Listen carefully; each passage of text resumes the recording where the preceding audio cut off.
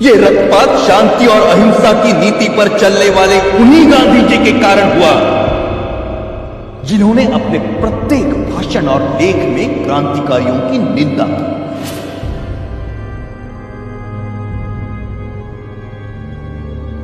जब गांधी जी के प्रचंड विरोध के बावजूद भी मार्च 1931 के वार्षिक अधिवेशन में कांग्रेस ने भगत सिंह के साहस की प्रशंसा में प्रस्ताव पारित किया, तब गांधी जी अपनी इस पराजय को नहीं भूले और कुछ महीने भीतर जब मुंबई के गवर्नर पर गोली चली तो गांधी जी ने उसका कारण भगत सिंह की प्रशंसा में पारित इस प्रस्ताव को ही बताया। सुभाष चंद्र बोस ने गांधी जी के इस कथन का विरोध किया। परिणाम स्वरूप गांधी जी सुभाष बोस को भी अपना शत्रु समझने लगे। Our struggle is no doubt a non-violent struggle, but even a non-violent struggle demands an army, an organization, and a machinery.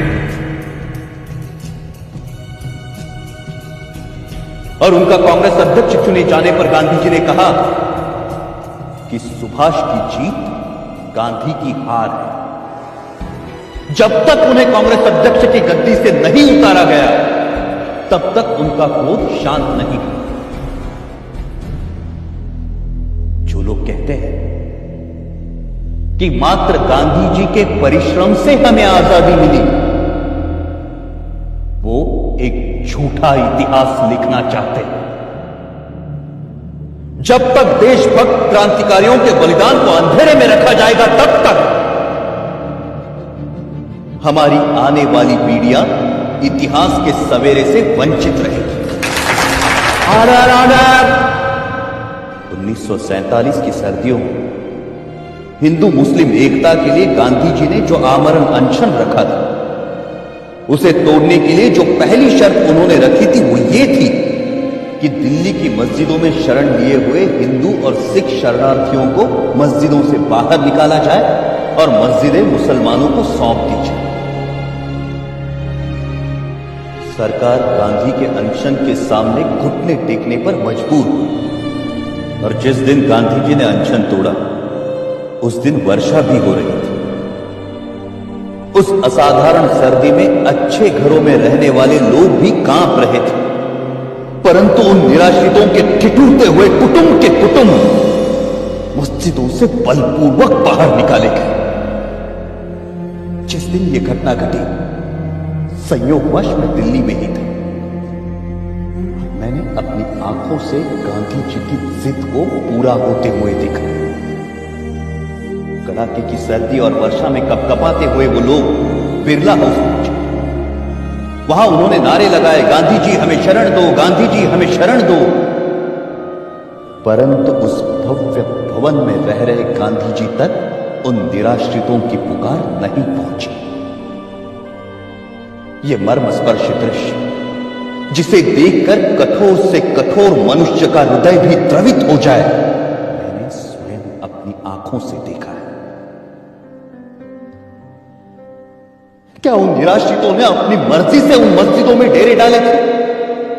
क्या गांधी जी को उन विषम परिस्थितियों की कल्पना नहीं थी जिनसे बाध्य होकर वो बदनसीब उन मस्जिदों में शरण लेने को मजबूर हुए थे? यदि उन मस्जिदों को खाली कराया जाना उचित था तो पाकिस्तान के मंदिर खाली कराकर हिंदुओं को सौंपने की मांग गांधी जी ने क्यों नहीं रखी? यदि वो ऐसा करते तभी यह सिद्ध होता कि गांधी जी निष्पक्षता से हिंदू मुस्लिम एकता के इच्छुक थे। परंतु गांधी जी ने पाकिस्तान और वहां के मुसलमानों के सामने अपना अनशन खोलने के लिए एक भी शर्त नहीं रखी, क्योंकि अपने अनुभव से उन्हें मालूम था कि उनके अनशन का जिन्ना और उनके अनुयायियों पर कोई असर नहीं पड़ता। गांधी जी ने अपने अनशन से भारत सरकार द्वारा पाकिस्तान सरकार को 55 करोड़ रुपए ना देने के निर्णय को भी पलटवाया, जबकि उन्हें भली भांति पता था कि इस रकम का प्रयोग पाकिस्तान भारत के विरुद्ध चल रहे युद्ध में अपनी विजय के लिए करेगा। वो अनेकों बार जिन्ना से मिलने गए और सदा उन्हें जिन्ना भाई अथवा कायदे आजम कहकर संबोधित किया, लेकिन एक भी ऐसा अवसर नहीं आया जब जिन्ना ने उनसे सहयोग की इच्छा प्रकट की। गांधी जी की जिस आध्यात्मिक शक्ति और अहिंसा की महिमा का सब जय जयकार करते हैं, वो जिन्ना की दृढ़ता के सामने नपुंसक सिद्ध हुई। जब गांधी जी को यह दिखाई दे चुका था कि वो अपनी आध्यात्मिक शक्ति से जिन्ना को प्रभावित नहीं कर सकते, तो उन्हें अपनी नीति का पुनर्मूल्यांकन करते हुए किसी दूसरे नेता को जिन्ना और मुस्लिम लीग से निपटने का कार्य सौंप देना चाहिए। परंतु व्यक्तिगत महत्वाकांक्षा राष्ट्रहित पर इतनी भारी पड़ी कि राष्ट्र के दो टुकड़े हो गए।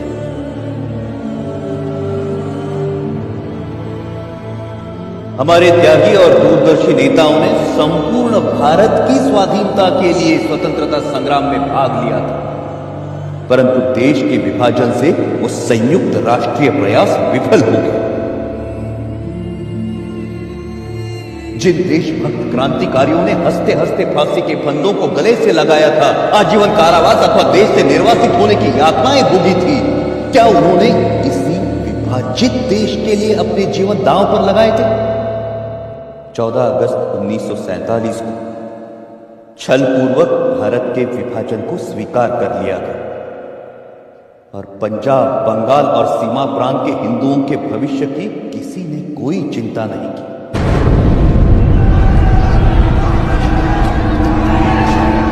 करोड़ों हिंदुओं को मुसलमानों की दया पर छोड़कर गांधी जी कहते रहे कि हिंदुओं को पाकिस्तान छोड़कर भारत पलायन नहीं करना चाहिए।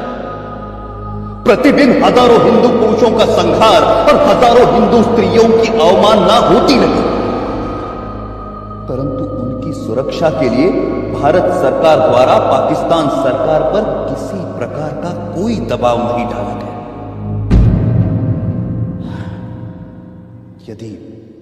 यदि समाचार पत्र पाकिस्तान में हिंदुओं पर हो रहे अत्याचार के संबंध में कुछ लिख देते तो उसका अर्थ यह लिया जाता है कि समाचार पत्र हिंदू और मुसलमानों में मतभेद फैलाने का काम कर रहे हैं और उन पर प्रेस इमरजेंसी एक्ट की धाराएं लागू कर दी जाती हैं।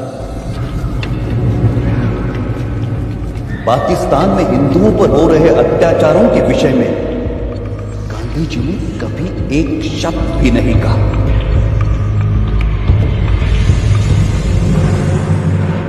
कहना अनुचित नहीं कि पाकिस्तान में हिंदू जाति और हिंदू संस्कृति को मिटाने के लिए जो अत्याचार हो रहे हैं, उसका मूल कारण गांधी ही है। यदि भारत की राजनीति को भली भांति संभाला जाता तो ऐसा संहार जिसका उदाहरण इतिहास में कहीं नहीं मिलता, कभी भी घटित ना हुआ होता।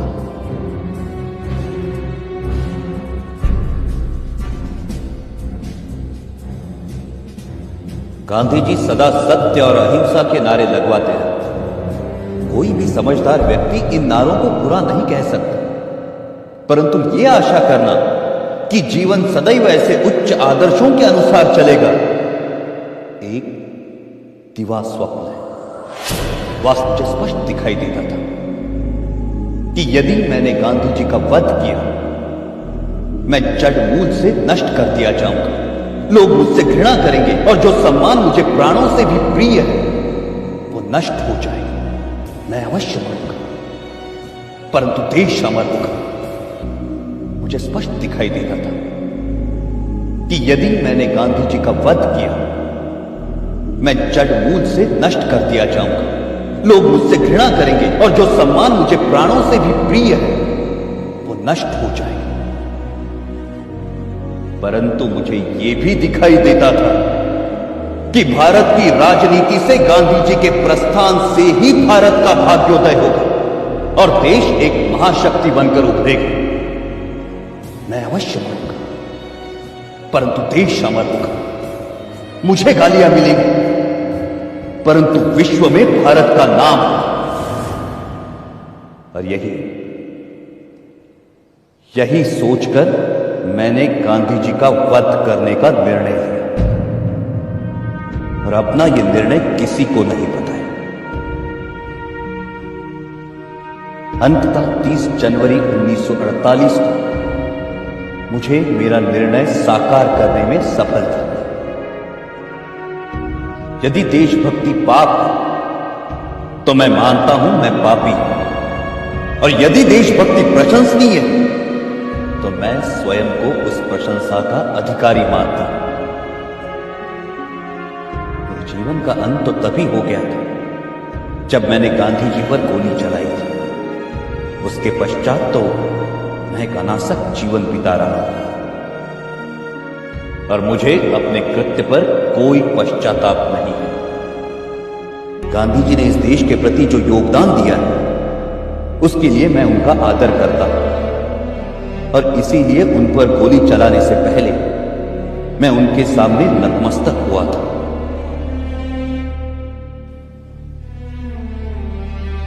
मेरी ना किसी से कोई दुश्मनी है और ना किसी के प्रति कोई दुर्भाव है। आप मेरे बयान को जिस प्रकार देखना चाहें देखिए, और अपनी भावना के वशीभूत जो कार्य मैंने किया है उसका जो दंड मुझे देना चाहे देखिए। मैं किसी प्रकार की कोई दया नहीं चाहता। मैं ये भी नहीं चाहता कि मेरी ओर से कोई दया की याचना करे। इस अभियोग में मेरे साथ कई लोगों को षड्यंत्रकारियों के रूप में शामिल किया गया। इस बारे में मैं पहले भी कह चुका हूं कि इस कार्य में मेरा कोई साथी नहीं है, और केवल मैं ही इसका उत्तरदायी हूं। अंत में मैं ये कहना चाहता हूं कि जो वक्तव्य मैंने दिया है वो सत्य और शुद्ध है। इसमें प्रस्तुत प्रत्येक बात संदर्भ ग्रंथों को देखकर तैयार की गई। मैंने ये लंबा वक्तव्य इसलिए नहीं दिया कि लोग मेरे कार्य को सराहें, बल्कि इसलिए दिया है कि लोग मेरे विचारों को भली भांति जान जाएं और किसी के मस्तिष्क में कोई भ्रांत धारणा न रहे। भगवान करे हमारा देश फिर अखंड हो और भारतीय उन विचारों का त्याग करे जो अत्याचारी के आगे झुकने की प्रेरणा देते हैं। यह सत्य है कि मैंने सैकड़ों लोगों के बीच दिन के समय गांधी जी पर गोलियां चलाई, परंतु मैंने भागने का प्रयत्न नहीं किया और ना ही स्वयं पर गोली चलाई। मैंने कानून के सामने आत्मसमर्पण किया, क्योंकि मैं अपने विचारों को खुली अदालत में प्रकट करना चाहता था। आलोचनाओं के बावजूद मैंने जो कृत्य किया है उसके नैतिक पक्ष पर मेरी आत्मा कभी भी विचलित नहीं हुई, और मुझे किंचित भी संदेह नहीं कि सच्चाई और ईमानदारी से इतिहास के इस अध्याय को जब इतिहासकार लिखेंगे तो वो मेरे कार्यों और उसके परिणाम का सही मूल्यांकन करेंगे। मेरा वक्तव्य अब समाप्त हो चुका है। आपने इसे ध्यान से सुना और सुविधाएं दी, उसके लिए मैं आपका कृतज्ञ हूं। जिन्होंने मुझे इस अभियोग में कानूनी सहायता दी और इस अभियोग से संबंधित पुलिस अफसरों का भी मैं कृतज्ञ हूं। जेल के अफसरों को भी सद्व्यवहार के लिए धन्यवाद। अखंड भारत अमर रहे।